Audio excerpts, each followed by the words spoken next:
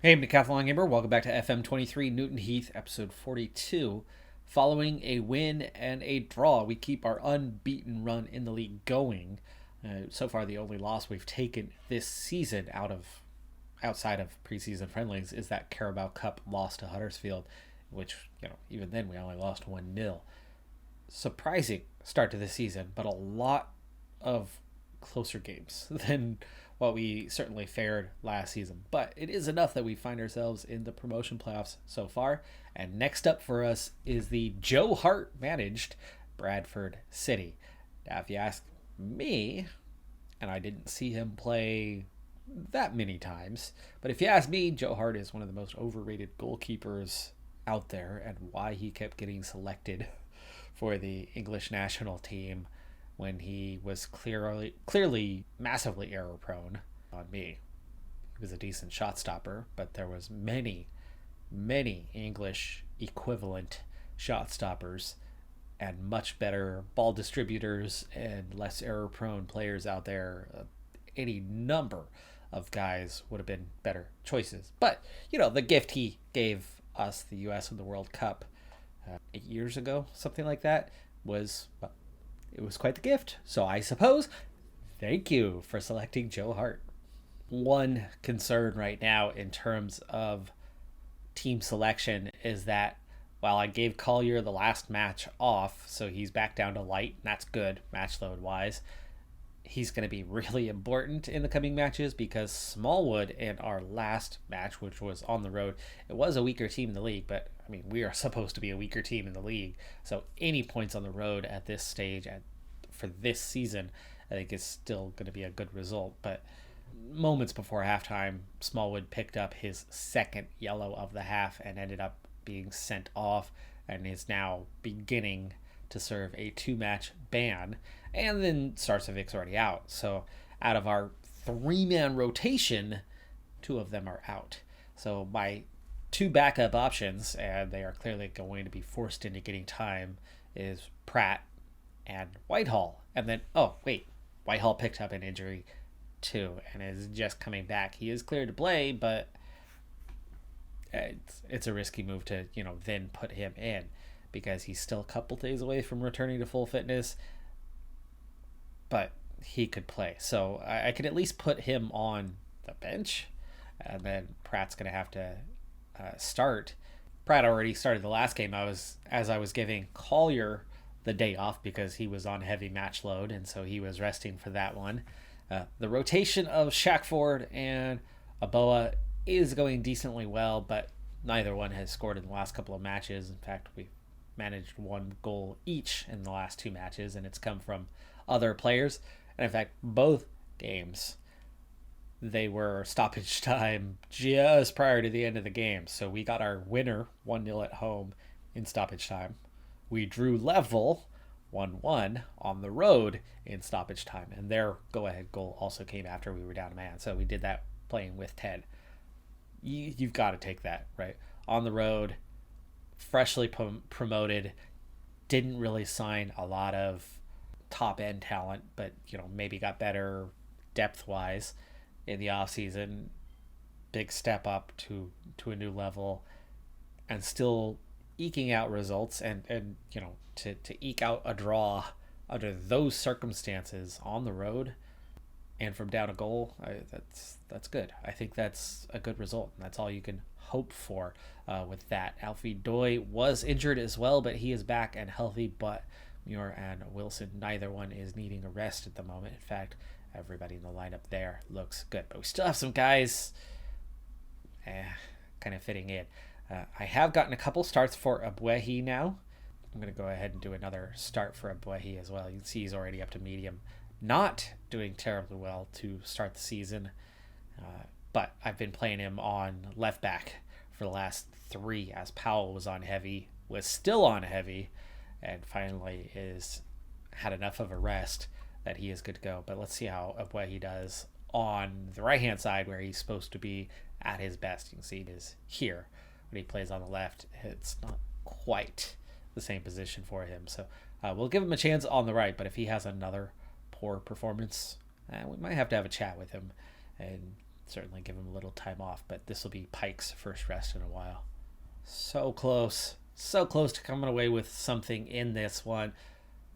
This was very much a come from behind scenario. We were down 3-0 just minutes into the second half. We started to battle back, but after Amiobi gets a penalty in the 72nd, we immediately gave it back to him. And if you look at the match stats, they only had 13 shot attempts the entire game. This was a weak defensive performance. Oh, they ended up with somebody sent off too in the 80th, straight send off. That helped with the comeback, but it wasn't enough. But here's where I'm at on us as a team right now. We're comfortable. We are comfortable. We are good. We are getting some results. That's the first loss we've taken in the league in 7 matches. But unlike last season, where there was a lot of multi-goal victories, we're finding it a bit tougher now. We are definitely finding it a bit tougher. He had a bad day, but so did everybody. And maybe there's some guys I need to have a chat with after this one to see if we can't get a little boost in their work rates following discussions, give them a warning. But it is quite clear that we are finding it tougher, that the opposition is better. I have a feeling we're not going to stay quite as high as we are at the moment, or if we do, it's going to be barely, into the promotion playoff zone. I don't think we're going to challenge this season unless we have a good January transfer window wise and kind of hang in there between now and then. I do feel like we're going to fall off just a little bit, but relegation, no fears, no threat to relegation. We are well ahead of that zone. I think at worst we're going to be mid-table.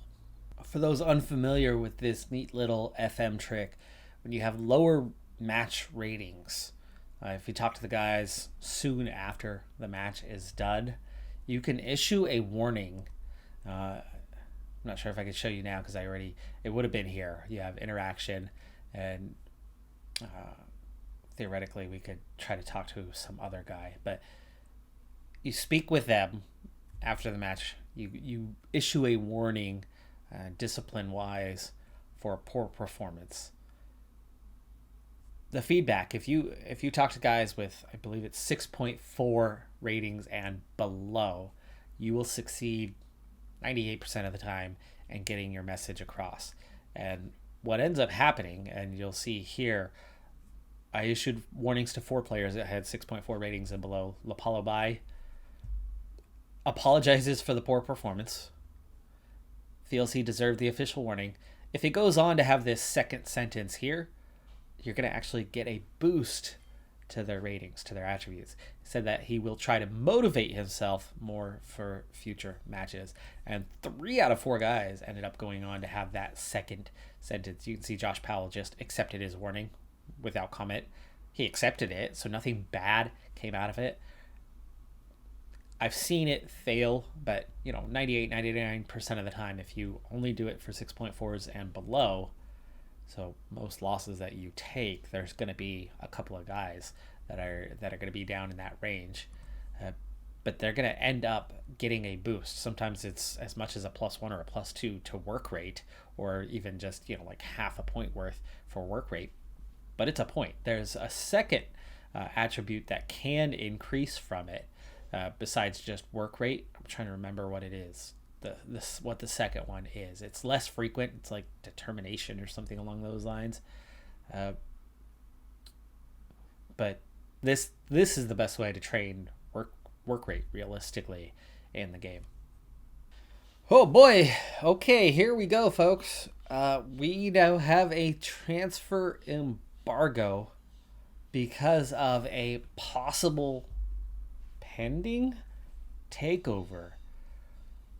Newton Heath are in the midst of takeover talks with local investor Samuel Hawkins. According to a report from 23, Hawkins is believed to be willing to wipe out the club's debts should he become chairperson. So the $40 million we have in debt would go away. Newton Heath FC board have placed an embargo upon transfers as a result of the rumors regarding a possible takeover. These restrictions will remain in place until the outcome of any takeover has been resolved. The silly thing about that 40 million in debt. We have 45 million. We could be sitting on 5 million and no debt whatsoever. This game desperately needs to have some form of mechanism to simply pay off debt, pay off an amount, pay off an entirety, pay extra on payments. I mean, that's a real world mechanism. You can pay off debt. Not having that in game is just weird to me. As much as they try to simulate real life, that is 100% part of real life, and would absolutely, I mean, it wouldn't be the manager making the decision, but you can request the board to do it. You could absolutely have that be a conversation. That's a real world conversation to have, and I don't see that in the scope of if the manager being involved in other things and more or less being involved in finances. There should be some mechanism in place for that. While we're on the subject, closely related to that, I suppose, I know that it is Football Manager, and they keep arguing that there shouldn't be other game modes because it's Football Manager. All other games, all other sports games, have multiple modes. FIFA might be a match simulator, but it still has other modes. It still has management modes. Why Football Manager doesn't have owner modes or chairperson modes or technical director modes or coach modes?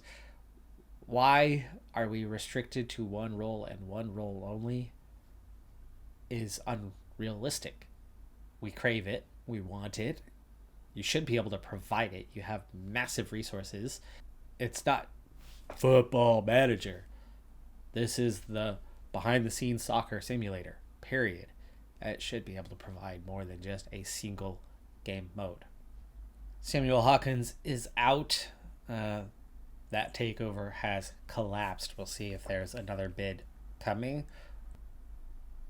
Ratcliffe sends us a message after this saying, I want to thank you for your patience during what has undoubtedly been a stressful time for everyone involved with the club. Talks with Hawkins have not gone well, but it would be unwise to rule out the possibility of him investing in the club in the future. Embargo has lifted. We are back in business. Against Exeter, who beat us in the preseason, our only loss of the preseason, we win 1-0 with a goal from Aboa late, and that is after already playing with just 10 men. And our continued problems in that defensive midfield, where we already had somebody sent off the prior match, Smallwood, and facing a 2-match ban. Whitehall then goes and gets himself sent off, playing in Smallwood's place. Collier, alongside him, fortunately had a very good game, and we squeeze out the victory. Following that, we play at home again, so back-to-back home matches here. They get a man sent off at the hour mark, but it was already 3-0. Amiobi scoring in the 3rd minute from the spot, with Shaq Ford grabbing a brace before halftime. Really good performance, but Lapalabai picks up a minor injury, so we got to worry about that. Not a lot of substitutions coming up in this one, as we just kind of played out the side and they saw out the win. Next up for us is our second Papa John's Trophy match after beating Bolton 3-0. Next up is fellow league members Wrexham. With those 2 victories, though, we are top of the league. Are you kidding me? I don't know how we're doing that because of how tight things are. 18 points from 9 is obviously good, but it's also a 4-way tie. We just happen to have a slight goal differential advantage. We've had 2 really good performances, and the rest have been close, and the only loss we took was by a single goal. Offensively, we are capable, but we just jumped from 4th to 1st in 1 match played. And that's a lot of teams right there, neck and neck. Forest Green also just a point behind. Mansfield, Eastleigh, just 2 points behind. Cheltenham and Wrexham are just a single win behind. So it's still really close in the top 9.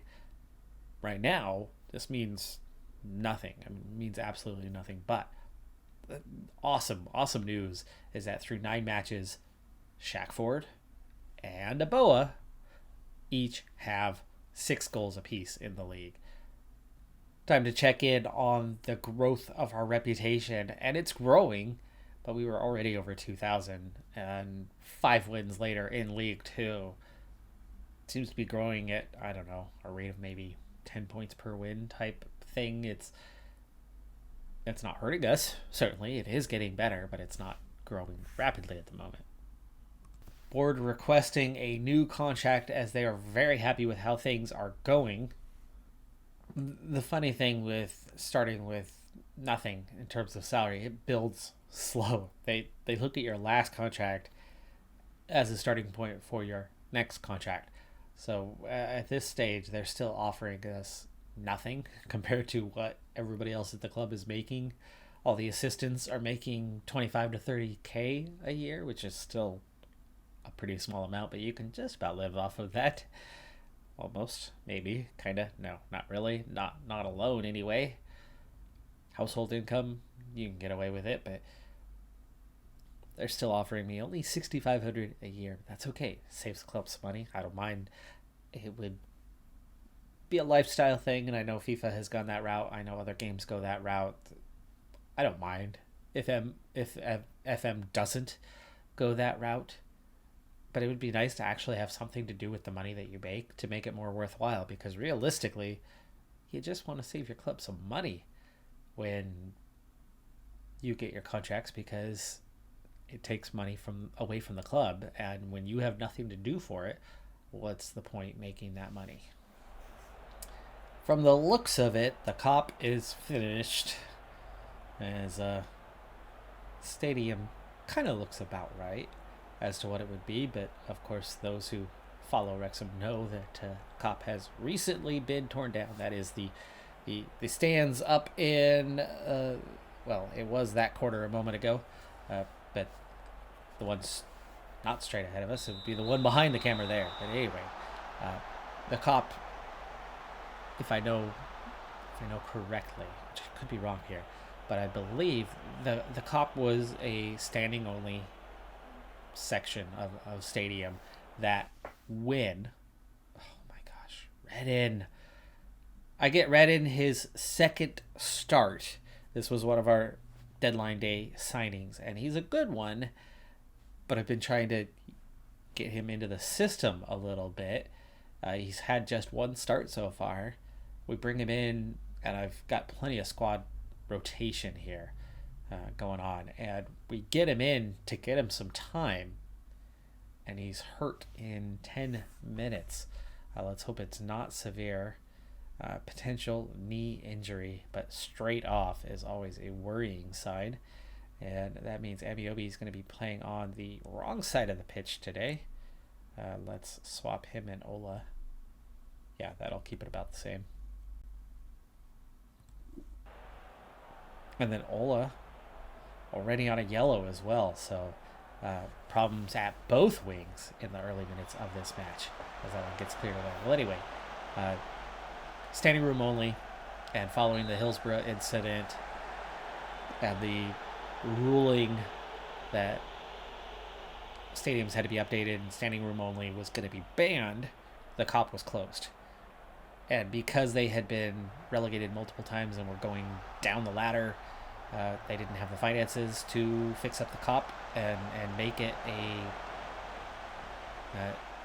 a fully seated stadium, and the section of stadium anyway, and they've just never updated it. They never had the finances. So finally, and part of what was promised by Rob and Ryan when they took over, they have torn down the old COP, and they have a new one, which right now, with the 3 other sections, including your sideline sections, are always larger capacity, but you have, I don't know, 12, 13,000 seat capacity right now. The new COP is going to add 5,000. So it's a significantly upgraded section of stadium, and the start of what they are hoping a long process of increasing capacity and bringing more people in. And it is halftime here It's goalless. This is round robin format for the Papa John's trophy. So coming away with a point on the road would be good. All right, still only Ola on the yellow. I do worry as early as he got that could be a warning sign. But both teams have had a player injured, and that's still the only yellow of the game, but it was issued in the 2nd minute. So any fouls that he's committed since then add to the warning as Aboa is through, but he continues to take the ball outside, but eventually recovers it, gets it inside to Amiobi, who undercut and got to the inside, but it was cleared out. Corner kick, Amiobi, that's cleared away, out for a throw. Either team has only managed 3 shots so far with just 1 on target, very little XG. We've now played an hour. I know we've only seen the 1 yellow, but I do worry that maybe, just maybe, something bad can happen. We have Sarcevic, who could come in and is cleared to play 45. Wilson just picked up a yellow. I was wanting to sub off Collier at some point, so I think we might need to save Sarcevic for a Collier sub. And let's just go ahead and do that now. Let's get him back in and get him some time. I do have George Pratt, but we might need a sub for Wilson. All right, so Sarcevic is in. We'll look at the Wilson sub. He's also actually pretty tired, so that's more likely to make him make another mistake. We do have Muir, who's getting the rest just to keep down. Actually, it was more about getting Doi time than resting. So I think Muir instead of Pratt to help keep the clean sheet going. As Amiobi takes another corner. That's cleared away. Ola going to pick that one up. Gets Smallwood inside. Back to Ola. Heavy touch. Cleared out for the throw. Mabuehi is tired. Okay, we can do that. Oh, I've made my... No, I've only made 2. I have made 3. You could make up to 5 substitutions, but you could only do it 3 times from open play, and we've already done that. So into stoppage time. Mabuehi, nice interception. Tries to send that forward. Ford eventually recovers and gives it to Aboa. Boa turns and runs and beats his man. One-on-one with the keeper. Really runs himself out of an angle here, and that's the end of the highlight. And we've got seconds left. Dangerous free kick, wide open. Ashby Hammond touches the ball for the first time, it seems, today. I know there was at least 1 shot on target, so he has touched it, but we never saw it. Long ball over the top, and that's it. Oh, hello. Okay, straight to penalties. Didn't know this was the kind of result we were in for. Never checked my Papa John's rules. Apparently there is to be a winner, and a draw is not sufficient. That's okay. We've got 4 guys picked out already with Sarcevic, Amiobi, Muir, and Ford. Muir's a good penalty taker. And what else do I have? Smallwood is positive. He doesn't have good finishing, but he's got very good composure, and he's feeling positive. I think that's Smallwood for your 5th man. Aboa is not a good penalty taker, but he's got the other necessary attributes, so you put him in, and actually he's better than Ford is. It's okay. Ford's been with us longer. We'll trust him.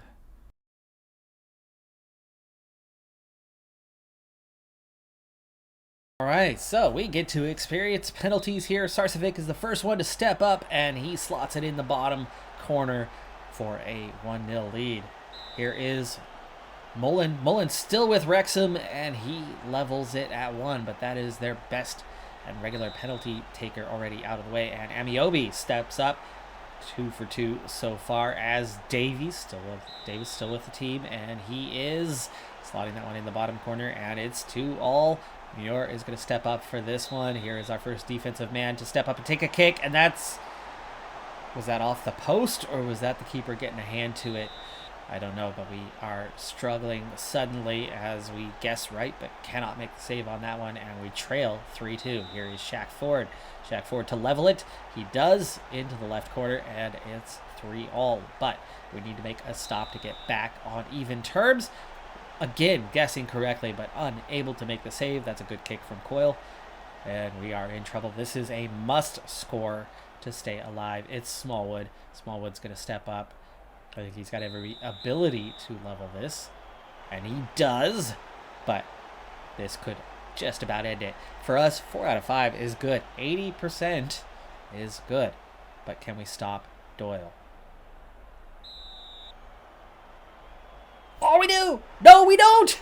Oh my goodness. We make the save and somehow the ball rolls across the line. Well, along the line, hits the post just on the inside. And it rolls to a stop. It looks like it hasn't crossed the line based on the fact that it barely touches the post and barely changes direction, yet somehow the whole of the ball clears the line. Unlucky. So unlucky. Ashby Hammond makes the stop, but it goes in. That's okay. Not a bad performance from the team here on the road with a largely changed side. And based on the names that were out there, I mean, that was Wrexham playing their best 11 from the looks of it. I don't know why they were taking it so seriously, as it's the Papa John's trophy.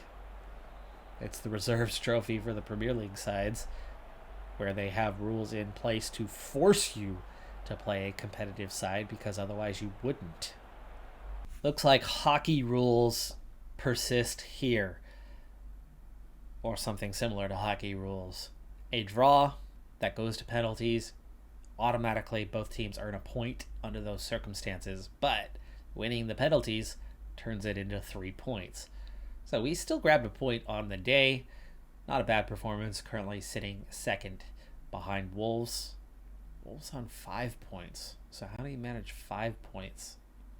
Redden's twisted knee is only going to leave him out for a few days, so that's encouraging. Okay. All right, so it is hockey rules. So you have a win worth 3 points. You share the 3 points if it goes to penalties. So instead of draws, you have penalty wins worth 2 points. Penalty loss is worth 1. And then loss overall is worth 0 points. So you have 0, 1, 2, or 3 points earned. I like that. It's a nice rule. And actually, I wouldn't mind having something like that all the time, except you lose the drama behind penalties if you do it all the time. I like that there's no overtime, that you just kind of go straight to the penalties for that, because you don't want the guys playing that extra, half an hour. That's too much, but I like that it goes straight to it. You just step up, do it, and be done with it and move on. I would worry, though, if it happened all the time. But I like that helps split things up a little bit. That the 3 points still get awarded, as they did before, and it's better than 1 point each where there are points lost. Somebody's getting a win on the day, but it's a partial value win because you didn't win in regular time. I like it. I like the structure of it, but I do see how penalties all the time would also make you numb to them and they would lose their luster. But it's Wolves on top for now, and we are second in Group B.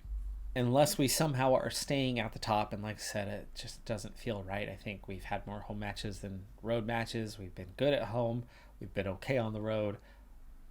And maybe we, get back down in this blue zone here long term. Maybe we're good enough for that. I don't think we're good enough for a top 3, but we'll see how things progress.